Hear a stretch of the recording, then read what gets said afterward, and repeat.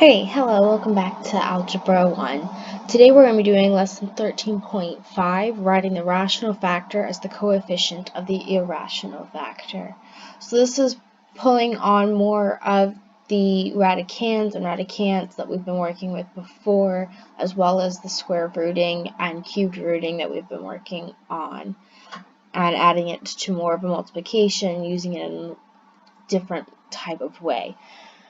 So, our first example here is to write the rational factor of the square root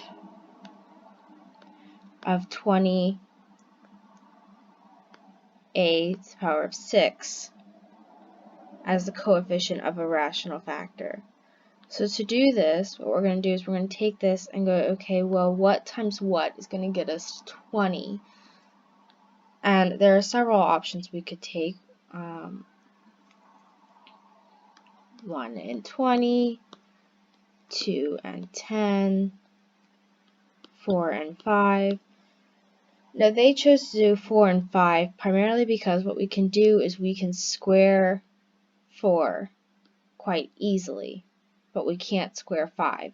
Whereas if we were to do 2 and 10, we can square both of those down. Yeah, we can square both of those down. So we're going to have the square root of 4a to the power of 6 times 5. And from there we have the square root of 4a to the power of 6 times the square root of 5. And we can square root this and it becomes 2a to the power of 3 times the square root of 5. And that's as far as we can go, making that our answer. So since the highest factor of 2a to the power of 6, that is a square, is 4a to the power of 6. That's the one we're going with. So they also say that you can use the highest one that you want, that you're able to square down, which would be 4. So then, like I said, you separate two factors: a rational factor and irrational. Rational being the 4a, irrational being the 5, and then you just multiply it down from there, finding the square root of 4a to the power of 6, and prefixing the root to the irrational factor as a coefficient gives us our result of 2a to the power of 3 times the square root of 5. And this works also if we were using a negative. So if we wanted to find the cubed root of negative 864, well, we're going to find the highest one that we can multiply it with. So they've already given it to us, so we don't have to go looking for it. And again, it has to be the highest root that we can cube. This one's different, so it's not squaring, it's cubing. So this is going to be the cubed root of negative 216 times 4.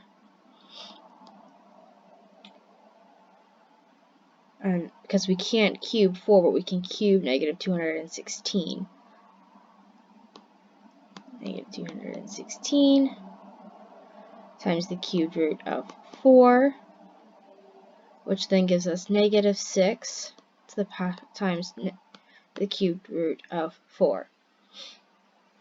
Alright, so you separate the radicals into two factors, one of which is its highest rational factor. Find the required root of the rational factor, multiply the result by the coefficient, if any, of the given radical, and then place the product as the coefficient of the irrational factor. So like I said, this isn't all that complicated. It's actually quite easy to do. So let's go over a couple of the ones that you'll be doing for classwork. So number 2 on your classwork is the cubed root of, or the square root of 75. So this can be taken down into the square root of 25 times 3, which can then be broken down to just the square root of 25 times the square root of 3, which then we can square 5, or 25 down to 5, the square root of 3. Now number 11 is slightly different, as it's 4 times the square root of 175.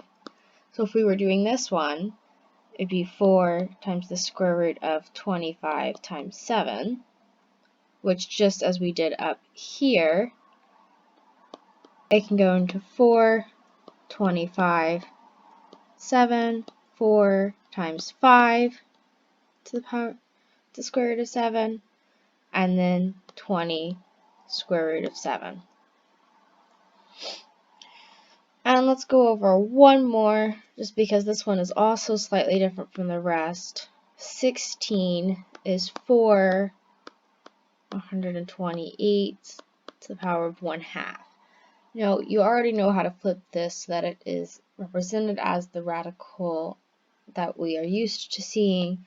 So it would end up looking like 4 and 100 square root of 128. So as we did previously before, 64 times 2, 4, 64 and 2, then 4 times 8, or 32 to the power of times the square root of 2. So like I said, it's really easy. It's quite simple. As long as you know your square roots and your cubed roots, you should be able to go through this quite easily. You are allowed to use your calculator for this. I'm not telling you you're not able to. And for a lot of these, if you just plug in the base, then your calculator is going to give you the final answer. Anyways, it might give it to you into a decimal point. If so, you might have to go back and work it. As long as you have the final answer, you should be fine though. So for classwork, you're going to do 1 through 15. For homework, you're going to do 2 through 16. And that's it. Don't forget to like and subscribe. And I also tutor. My tutoring link will be in my profile. Have a good day.